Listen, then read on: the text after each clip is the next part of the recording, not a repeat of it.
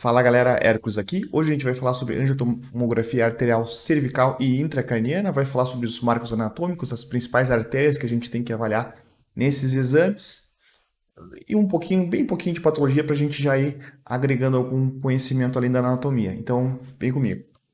Quando a gente começa a olhar uma angiotomografia intracraniana, nossa tendência é geralmente olhar as carótidas internas, os segmentos intracranianos, porque a causa mais comum é AVC ou cefaleia intensa, e às vezes a gente acha ou um aneurisma ou uma estenose da carótida e acaba esquecendo de olhar.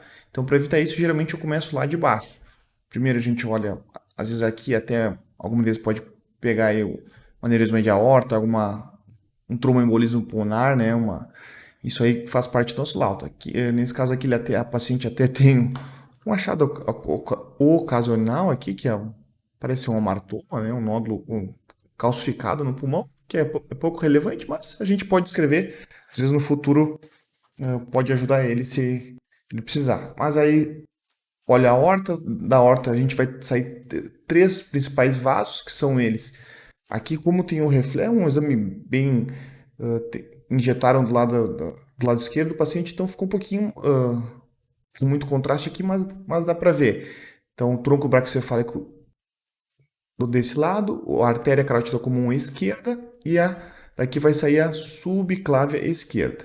Já o tronco braquicefálico se divide em carótida comum direita e artéria subclávia direita. Da subclávia direita vai sair a vertebral e da subclávia esquerda a vertebral esquerda. Então eu sempre começo aí pelas vertebrais, porque a nossa tendência quando vai olhar a angiotomografia de carótidas vertebrais ou angiotomografia extracraniana é sempre querer olhar bifurcação carotídea, que é aqui o local que mais comumente tem placa ou às vezes dissecção, como tem alguns outros vídeos aqui no canal. Ali é o achado mais comum, mas não deixar de olhar, sempre começa pelas vertebrais. Então a vertebral tem quatro segmentos. Primeiro o V1, que é logo após a emergência. Aí até o C6, quando ela entra no forame transverso, aqui já seria o segmento C2, né?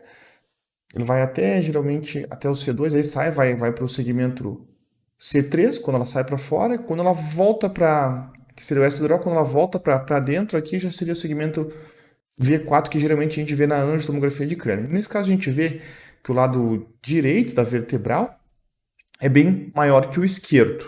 Isso é uma dominância, uma variante da normalidade comum. A gente costuma relatar a artéria vertebral direita dominante comparativamente ao lado esquerdo, variante da normalidade, ou deixa só escrito assim para não causar problemas. Então, o primeiro ramo que vai sair da vertebral, nesse caso aqui, saiu só desse lado, do lado esquerdo, é a paica, a artéria cerebral posterior inferior. Eu nunca lembro qual que é a paica, qual que é a aica.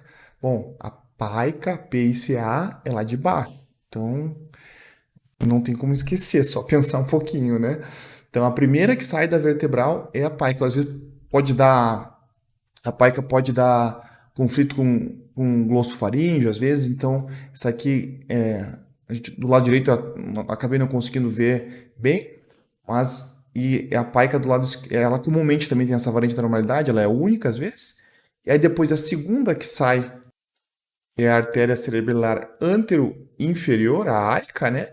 Que está aqui desse lado. Às vezes ela pode dar conflito também aí com o sétimo e o oitavo par. Depois, indo mais para cima, a gente vai ter a artéria cerebral superior dos dois lados, né? Do lado direito e do lado esquerdo. Aqui. E subindo mais um pouquinho, a gente tem a artéria cerebral posterior. Então, vou descer mais uma vez, subindo a artéria cerebral superior direita, esquerda, vou continuar subindo a artéria cerebral posterior. Então, dos dois, direito e esquerdo. Aí, aqui geralmente é o segmento P1, P2 vai até essa dobra aqui. Essa primeira linhazinha seria o P1, P2, P3 lá para trás seria o segmento P3, segmentos mais. Essa seria a circulação posterior, que eu geralmente começo para não me perder.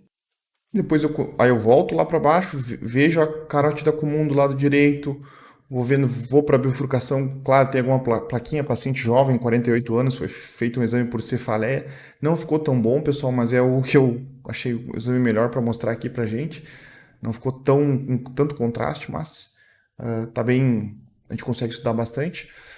Então aqui está o segmento C1 da carótida interna, ela vai virar C2 quando entra aqui no ápice petroso, né, que já seria o segmento C2 da carótida interna, que quando ele entra nessa dobrinha que é o lácero, é um segmento C3, segmento lácero.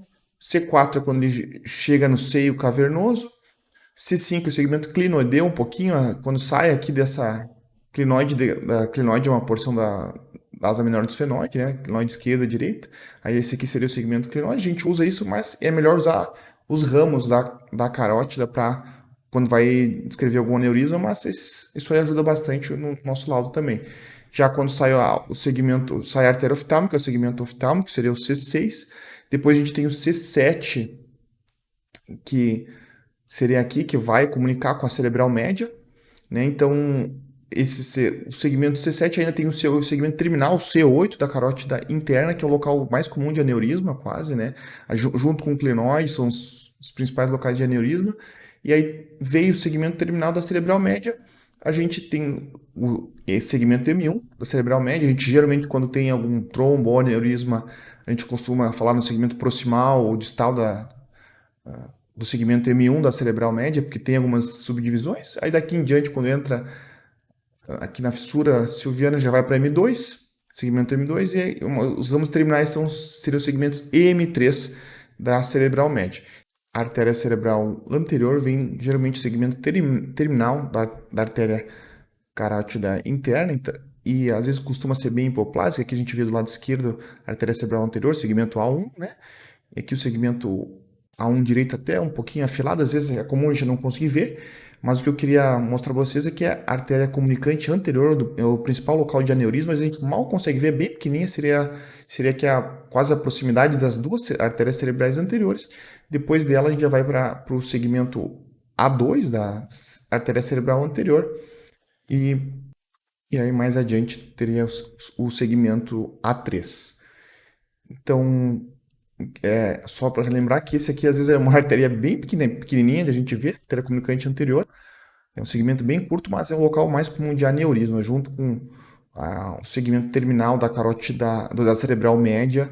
É bem importante. Outro lugar da sistema posterior é pouco comum de ter aneurismas, mas quando tem o mais comum é aneurisma de topo de basilar. E obviamente, da artéria basilar, acho que eu até não falei antes, seria quando junta as duas vertebrais, a direita e a esquerda, elas juntam e formam a artéria basilar. Quando a gente tem que ver se está ocluída ou tem aneurisma, obviamente. Se ela está ocluída, é uma emergência médica e pode dar aquela síndrome locked-in, que tem até um filme sobre isso, chamam o escafandro e a borboleta, né? Porque o paciente ele fica quase tetraplégico, mas mantém a nível de consciência elevado e, e consegue piscar o olho. O filme é bem interessante. Geralmente o pessoal da semiologia, os professores recomendam aí, fala um pouco sobre, claro, não é. Cada paciente tem um nível de acometimento, mas classicamente é quando tem uma oclusão da artéria basilar. Então, basicamente era isso. Se vocês quiserem sugerir esse vídeo, eu agradeço. Deixe seu like, comenta, compartilha, mostra para seus amigos. Isso me ajuda bastante. Até a próxima, pessoal.